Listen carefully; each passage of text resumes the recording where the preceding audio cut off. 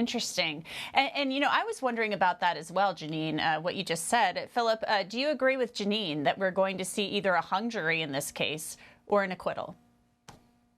Yes, 100%. And I think the one thing that Kim Potter has on her side is Minnesota law, starting with that first-degree manslaughter, which, by the way, carries up to 15 years in prison. And I think with conduct credits, I think she could be out in, 6 to 8, or at least that would be the presumptive sentence. But if this jury follows the law, they have to find that she created a substantial and unjustifiable risk of death. In other words, recklessness. But they also have to show that she was aware of the risk and disregarded it. By all accounts, she didn't know she had the darn gun. So if she didn't know she had the gun, she wasn't aware of the risk. And what does that get you? No recklessness. If there's no recklessness, that means not guilty on count 1 first degree.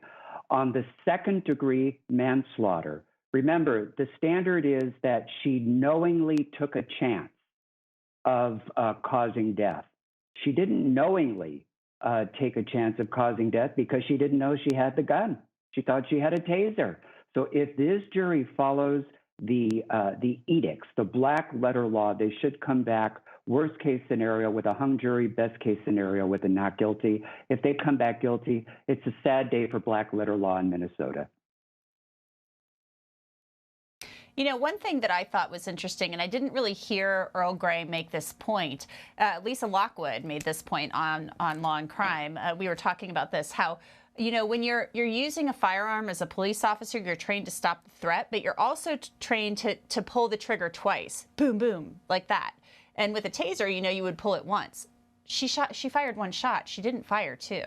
So I feel like that almost bolsters her claim and her argument that she thought she had the taser. She fired 1 round. So just a little food for thought there. I was surprised they didn't go into that maybe a little more.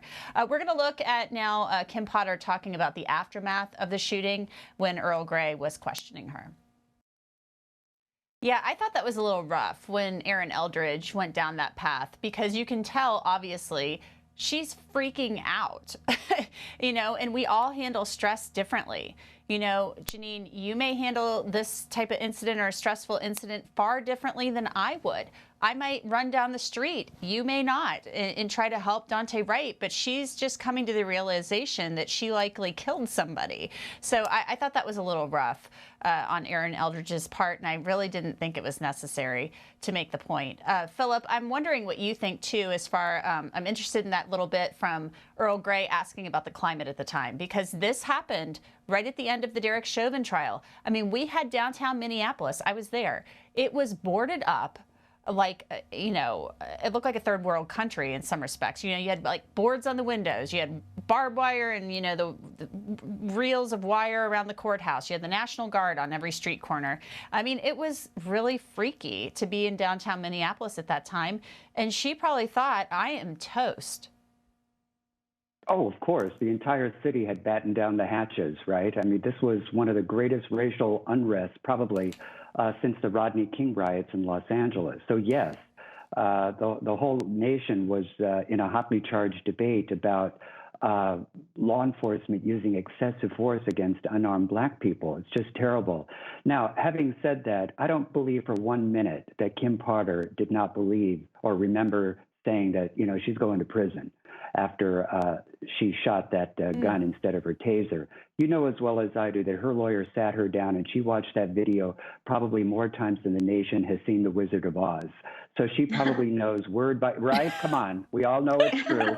She's probably seen it a million times. And you're laughing, Janine, but come on, let's be honest. She's seen it, and she's pretending like, she's just been waylaid with this video for the first time on the stand. Come on. So we know that's true. Now, having said that, to be fair, even law enforcement officers don't know their own rights, and they don't know their own defenses when they themselves are in trouble. That's why we have attorneys.